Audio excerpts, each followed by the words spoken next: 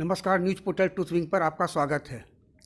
आइए आज हम बात करते हैं दिल्ली आईआईटी के फाइनल ईयर के स्टूडेंट केशव राज का। नवादा के ओढ़नपुर गांव के केशव राज की कहानी काफ़ी उतार चढ़ाव की रही है।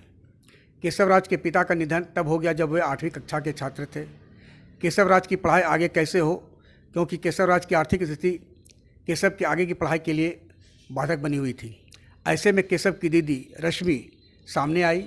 रश्मि ने अपनी पढ़ाई छोड़कर नौकरी करने लगी ताकि वह केशव को पढ़ा सके और केशव परिवार के सपनों को पूरा कर सके। केशव राज बताते हैं कि उसने अपनी दीदी को काफ़ी मेहनत कर उसे पढ़ाते देखा है। केशव का कहना है कि उसे यूपीएससी क्रैक कर दीदी की इच्छा को पूरा करना है, इसलिए आईआईटी में कई देसी विदेशी कंपनियां कैंपस सिलेक्शन के लिए आई, लेकिन वह उसमें शामिल नहीं हुआ। केशव का कहना है कि वह अपना 100% यूपीएससी क्रैक करने में लगा देगा। केशव को उम्मीद ही नहीं, विश्वास है कि उसकी दीदी और माँ का आशीर्वाद उसे यूपीएससी में सफलता अवश्य दिला देगा। धन्यवाद। हाय, मेरा नाम केशव है और मैं अभी करेंटली मैकेनिकल इंजीनियरिंग की पढ़ाई आईआईटी दिल्ली से कर रहा हूँ और मेरी पढ़ाई लगभग ख़त्म होने पे है क्योंकि मैं अभी अपने फाइनल सेमेस्टर में हूँ। तो मैं बताना चाहता हूँ कि मैं अपनी 11वीं-12वीं की पढ़ाई अभ्यानंद सुपर 30 से करी, जो कि एक बहुत ही शानदार एक्सपीरियंस था क्योंकि वहाँ पे खुद अभ्यानंद सर पढ़ाने आते थे। अभ्यानंद सर का एक अलग सा चीज़ों को देखने का नज़रिया है। फिजिक्स सॉल्व करने के लिए वो ऐसा नहीं है कि हमें बोलते थे कि आइए आपका ये क्वेश्चन है, इसका ये सोल्यूशन होगा। उन्होंने मुझे पढ़ाना एक्चुअली सुपर 30 जो पटना का था, अभ्यानंद सुपर 30, उससे शुरू होने से पहले मुझे पढ़ाना शुरू किया।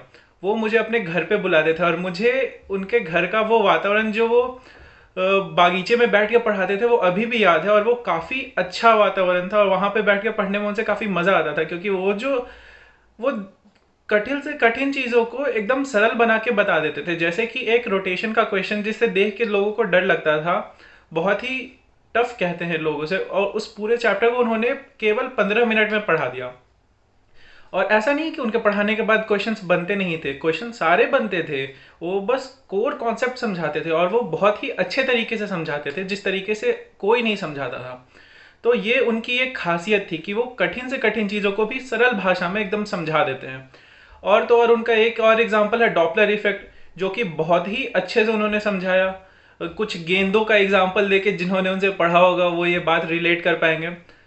तो ये तो हुई वहाँ की बात। उनसे पहले जब मेरी मुलाकात पंकज सर से हुई थी, जो कि अभ्यानंद सुपर 30 चलाते हैं, और फिर उन्होंने मेरी मुलाकात अभ्यानंद सर से करवाई, जिन्होंने मेरा इंटरव्यू लेके, टेस्ट वगैरह लेके मेरा सिलेक्शन किया। उससे पहले मेरे घर की हालत उतनी अच्छी नहीं थी, मैं पढ़ाई करने में सक्षम नहीं रह पाता अगर उनका सपोर्ट नहीं मिलता। तो क्योंकि मेरी फैमिली बैकग्राउंड में बहुत फाइनेंशियल थोड़ी वीक है, मेरी फैमिली थोड़ी फाइनेंशियली वीक है, सो मैं पढ़ नहीं पाता 10th के बाद। शायद हो सकता है कि गांव जाके खेती करना पड़ता, पर अभ्यानंद सर के मदद से, सबके सपोर्ट के मदद से, पंकज सर के मदद से और पूरे सुपर 30 फाउंडेशन ट्रस्ट के मदद से मैंने पढ़ाई करी और मैं आज आईआईटी दिल्ली में हूँ।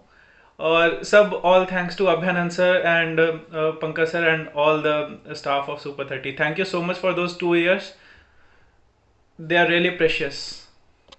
आग्रह है कि वीडियो को लाइक, शेयर और सब्सक्राइब अवश्य करें।